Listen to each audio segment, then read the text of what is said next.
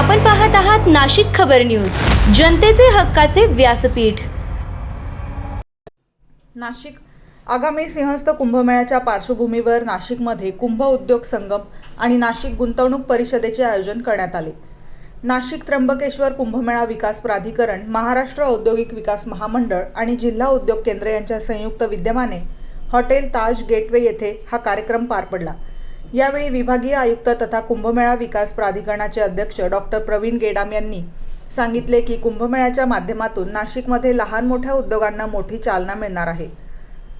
भाविक आणि पर्यटकांच्या मोठ्या संख्येमुळे स्थानिक अर्थव्यवस्थेला बळ मिळेल आणि नाशिक त्र्यंबकेश्वरची ब्रँडिंग करण्याची मोठी संधी निर्माण झाली आहे। महापौर हिमगौरी आडके आहेर, त्र्यंबकेश्वरच्या नगराध्यक्षा त्रिवेणी तुंगार, कुंभमेळा आयुक्त शेखर सिंग, नाशिक महानगर प्रादेशिक विकास प्राधिकरणाचे आयुक्त जलज शर्मा, मनपा आयुक्त मनीषा खत्री आणि जिल्हाधिकारी आयुष प्रसाद हे यावेळी उपस्थित होते। कुंभमेळा आयुक्त शेखर सिंग यांनी नाशिक त्र्यंबकेश्वर परिसराचा तीर्थाटन ते पर्यटन असा विस्तार होणार असल्याचे सांगितले। तसेच गांधी तलाव परिसरात लाईट अँड म्युझिक शो उभारण्याचे नियोजन सुरू असल्याची माहिती त्यांनी दिली।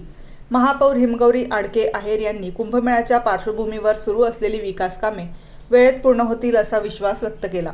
जलज शर्मा यांनी NMRDAच्या माध्यमातून दीर्घकालीन विकास आराखडा राबवला जात असल्याचे सांगितले। मनपा आयुक्त मनीषा खत्री यांनी पायाभूत सुविधा, पाणी पुरवठा आणि दळणवळण सुधारण्यासाठी काम सुरू असल्याचे नमूद केले। जिल्हाधिकारी आयुष प्रसाद यांनी राज्य शासनाच्या उद्योगस्नेही धोरणामुळे गुंतवणूक वाढीस चालना मिळत असल्याचे सांगितले। त्र्यंबकेश्वरच्या नगराध्यक्षा त्रिवेणी तुंगार यांनी स्थानिक उद्योगांना कुंभमेळ्यामुळे मोठी संधी मिळणार असल्याचे नमूद केले। यावेळी वेदांत राठी यांनीही आपले मनोगत व्यक्त केले।